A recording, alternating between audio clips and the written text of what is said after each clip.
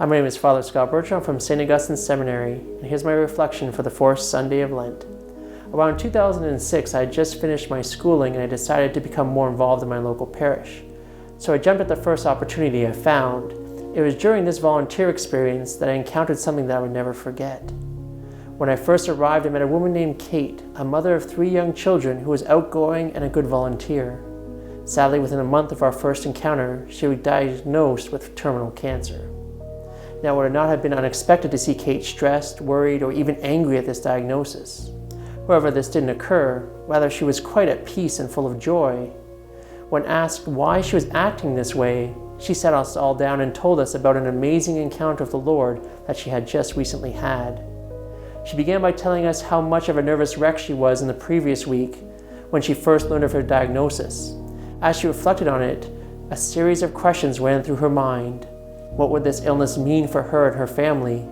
How would she and her husband face this illness given that the family had no money, as her husband had just lost his job? Who would look after her children, especially her disabled daughter, now that she was sick? Kate was at her wit's end. The weight of all her problems were too much, and she began to weep. It was amid her deep and overwhelming anguish that she had a profound encounter with the Lord. Suddenly, amid her anguish, her kitchen disappeared around her, and she saw this bag come down from heaven and stop in front of her, and she heard this voice telling her, "Kate, give me all your burdens."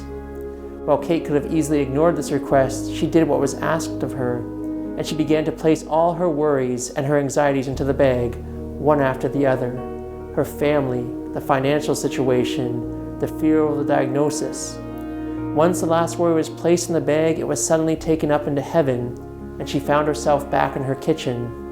It was at this moment that she felt an intense sense of peace come upon her, a peace that lasted the rest of her life. While Kate initially thought she was facing her illness and her burdens alone, God was right there next to her, wanting to heal her and to help restore her to peace.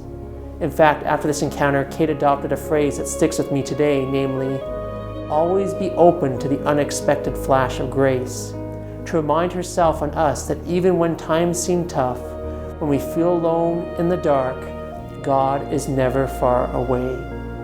On this Laetare Sunday, we are called to rejoice not only as the great Paschal mystery nears, but more so we are called to rejoice in the very message that we hear in today's Gospel, namely, that God so loved the world that He gave His only begotten Son, so that anyone who believes in Him may have eternal life. That like Kate, we too can hold out our hope in God's particular love for us. Maybe as you watch this video, you are faced with your own challenges that weigh you down, making you feel like you are trapped, alone, or in the darkness, looking for light and hope. Maybe it's a personal illness, loneliness, the breakdown of a relationship, the loss of a loved one, a personal sin or shame, or even financial or employment struggles, whatever they may be. Such problems can feel at times overwhelming, so much so that you may wonder, what if anything can be done? You may even feel like Kate did in her kitchen so many years ago. It is amid such challenges that we as Christians are called to remind ourselves not only of the love of God, but of the closeness of Him to each and every one of us, that during our struggles, our darkness, whatever they may be, God is reaching out to us, calling us to Himself to find the comfort and the true light that we seek. What we need to do is respond positively by setting our gaze on Him both in the present and on the cross, and especially in the Eucharist, handing over our worries to Him as Kate did, reminding ourselves of the true love He has for each one of us. Let us also not forget to pray for our brothers and sisters who need our prayers so that they too can encounter the light of Christ in their lives this Lent.